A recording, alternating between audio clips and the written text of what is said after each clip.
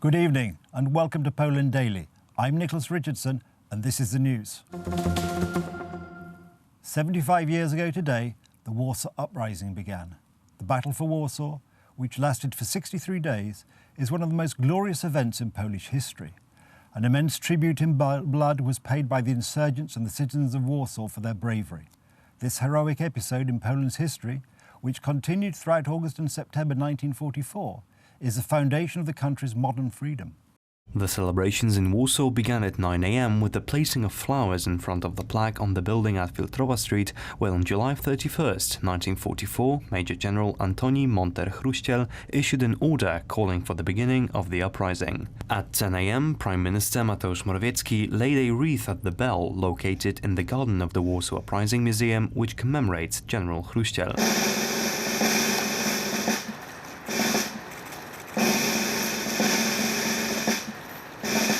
As Morawiecki emphasized, the Warsaw insurgents sit in the first row of the pantheon of our national heroes. Jesteśmy winni im nie tylko pamięć, jesteśmy winni. We owe them not just our memory, we owe them gratitude as a nation and as a country, because they defended humanity. They did not simply fight for survival or their honor, they fought for the future of our nation and for elementary values and rules.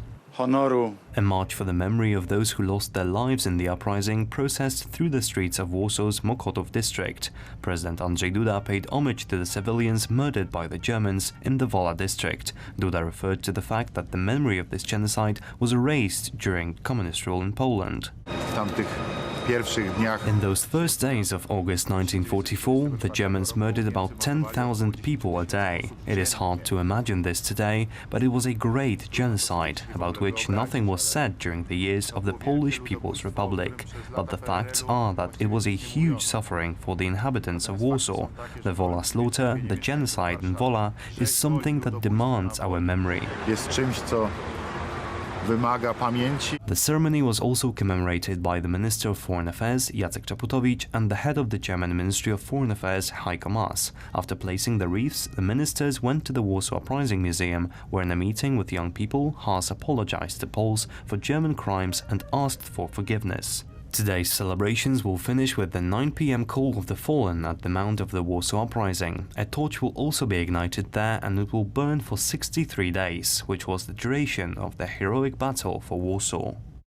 The Warsaw Uprising Museum has an important role to play in educating new generations about the heritage associated with this particularly heroic event of the Second World War.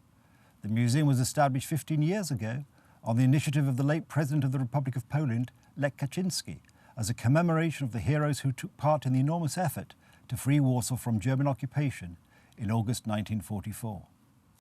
The Warsaw Uprising Museum is alive. It has a spirit and a heart. It is a very emotional place for visitors because it speaks with images and sound, showing the next generations of Poles the meaning of the events from 75 years ago. This is a modern narrative exhibition that tells the story of the uprising. It does not only show objects, but narrates the whole story in an active way. This is a kind of cultural center where we organize not only temporary exhibitions, but also concerts, theater performances, literary events, and all kinds of activities that allow us to understand better, get to know better, or to feel better why the Warsaw Uprising is so important for our memory. The museum, whose initiator was the late President Lech Kaczynski, is a tribute to those who fought and died for a free Poland and its capital city. The Warsaw Uprising Museum in 2004 dared to speak loudly and clearly about the history of Poland, about the drama of this event.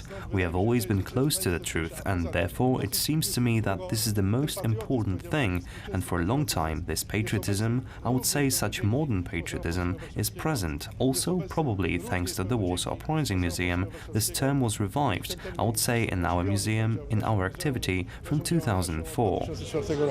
Today, on the 75th anniversary of the Warsaw Uprising, visitors from all over the country and also from abroad flocked to the museum to see the history of these 63 days of blood and glory. Today we're celebrating the 75th anniversary of the outbreak of the Warsaw Uprising very solemnly. The NATO soldiers are celebrating this special day with us. Yesterday, they visited the royal castle and the old town. Today, they visited the Museum of the Warsaw Uprising, took part in the W time and celebrations concerning the anniversary of the outbreak of the Warsaw Uprising. We showed them our history.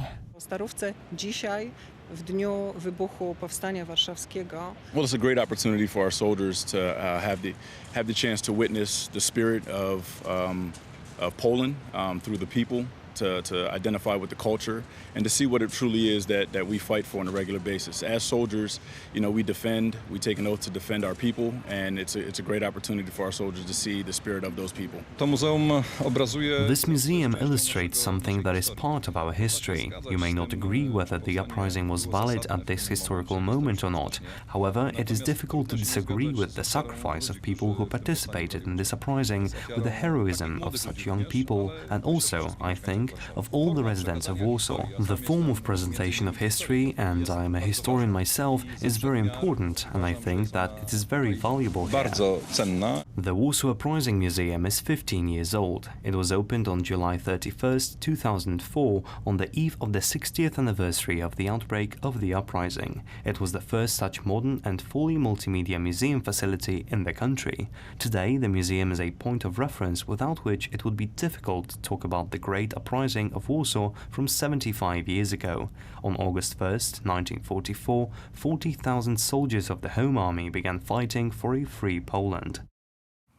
Today, Poland is celebrating the heroes of the Warsaw Uprising. Meanwhile, the government of Gdansk is writing its own version of the history of the Second World War, one that has nothing in common with Polish sensitivities. The authorities of Gdańsk are inviting a German delegation of 200 people on the 80th anniversary of the outbreak of World War II. On September 1st, a Polish-German delegation will appear at Westerplatte at 4:45. They will participate in the March of Life, a joyful march that will begin near the Shakespearean Theatre. The participants will go to the Green Gate, where a concert and celebration will take place. Commentators expressed their dissatisfaction with the idea of the Gdańsk authorities. According to publicists, the common celebration of the outbreak of World War II with Germany in an idyllic atmosphere is an example of total attack of understanding of Polish history and sensitivities. Ta propozycja świętowania wpisuje się w The proposal of rozmywanie. this type of celebration is a perfect example of taking what is normal and substituting it with a certain type of abnormality. However, these future celebrations in Gdańsk on the 1st of September are not the only type of the conversion and substitution of normality.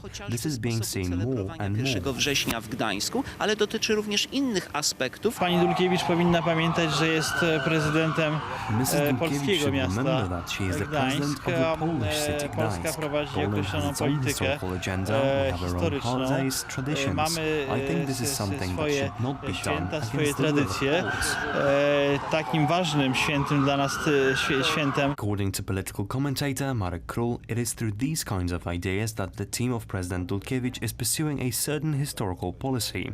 This, however, is certainly not the Polish historical policy. Ja przypomnę, że niezależnie od obrony Westerplatte broniła się poczta polska. Mrs. Dulkiewicz is portraying the German version of history. For the Germans, it was in fact a joyful victory over the Poles. For us, this was the beginning of a tragedy. Niemcy wyprowadzili po zdobyciu poczty.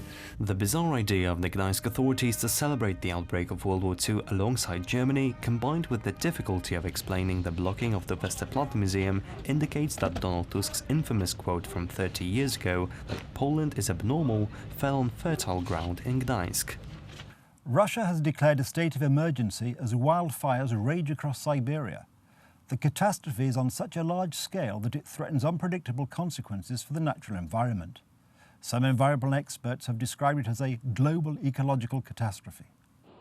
3 million hectares of forest in Siberia is on fire. The fire is spreading very quickly as a result of high temperatures and strong winds. Smoke has reached the largest cities of western Siberia and the Ural Mountains, including Chelyabinsk and Yekaterinburg, as well as Kazakhstan.